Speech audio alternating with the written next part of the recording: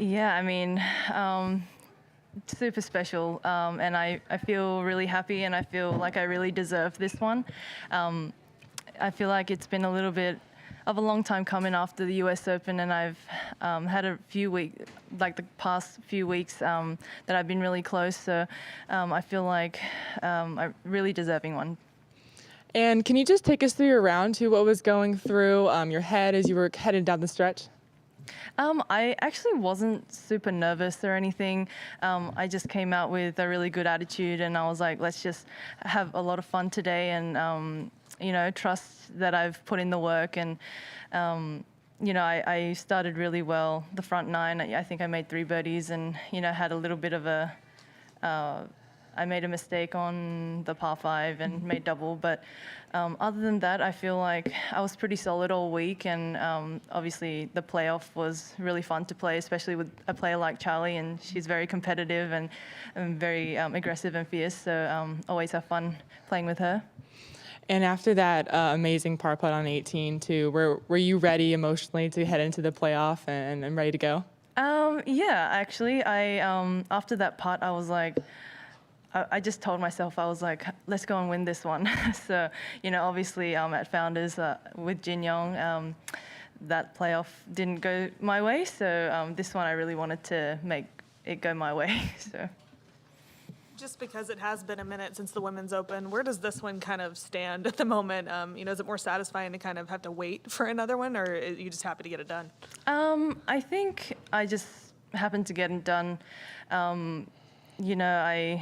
I feel like it has been coming. Like I worked really hard for this one, and I've worked really hard in my game, so I know I deserve this one. And not that I don't deserve the other ones too, but it just feels a little more rewarding to know that all the hard work you've put in has kind of paid off.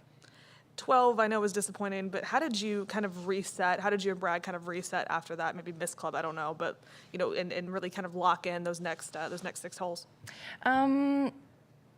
Yeah,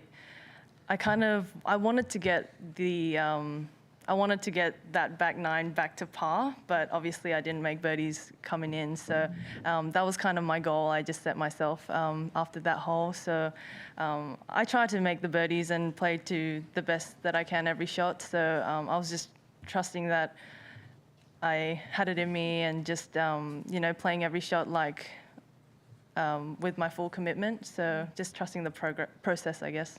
And that second shot on the second playoff hole was trusting the process completely. Just walk us through that shot. What was the yardage? What was your line, I guess? I think I had like 145 meters to the pin, but you have to land at like 20 yards short of the green, because I was also coming out of the rough. So I just hit pitching wedge, and I hit it 3/4, and it was really, you can't really predict how far it's going to run. So it was just a guesstimate.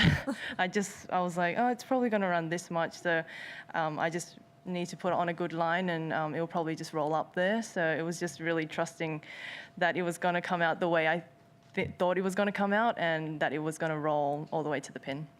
Only got a handful of events left this season. To be able to flip your momentum this late in the year as we look towards obviously some bigger events in the fall in Asia and CME, I mean, how good are you feeling right now? How kind of does this settle you and kind of what you've been working on and allow you to trust it even more than you already did?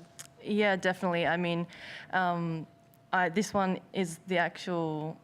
Well, actually, I'm not playing Arkansas and Dallas, so it does feel nice that I, finished on a high in this kind of stretch of tournaments, and I'm actually looking forward to a couple of weeks off and some downtime, and I'm actually going to go back to Perth during Arkansas and Dallas, so hopefully I can enjoy this one and back home with my friends and family. How long are the golf clubs going to go away for the next month? Well, I mean, I have to play. I'm playing the Hana Bank event in Korea, so 1 week off, and then Korea, and then 2 weeks off. So maybe I'll have a week off without clubs.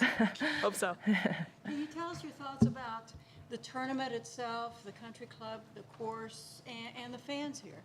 Yeah, I mean, I feel like we didn't quite get the full experience last year because it was so wet, especially come the course. Like, it was in such great condition this year, and I think the they said they were going to tear the greens up probably tomorrow or next week. So they really let the greens firm up, and it was actually quite fun to play because, half the time you couldn't predict how much it was going to roll out. So I had a really great time playing the course, and, especially just the layout, I think really suited my eye, and I like to be I'm quite an aggressive player, so some of the holes you could hit driver and 3-wood, and they were going almost on the greens. So I think for tournament play, it was set up really well, and I had a lot of fun playing it. And talking about the fans, I think they were really great, especially with the good weather that we had. I think everyone came out and enjoyed the walk, and I think when we come to maybe smaller towns like this, and when we go close to big cities like Cincy, a lot of people are able to come out and spend the weekends rooting us on and watching the women's games. So I think these events are really important.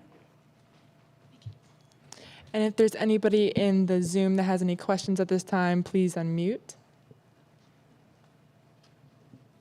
All right. And one last question from me. You have an impressive record of heading into the final round with the lead and winning. So what do you think that says about you as a player? I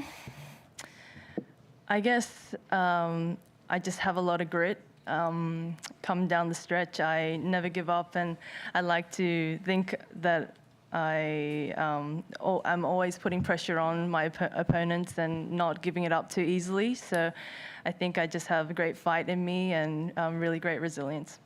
Awesome. Well, thank you so much. Enjoy your few weeks off. Thank you.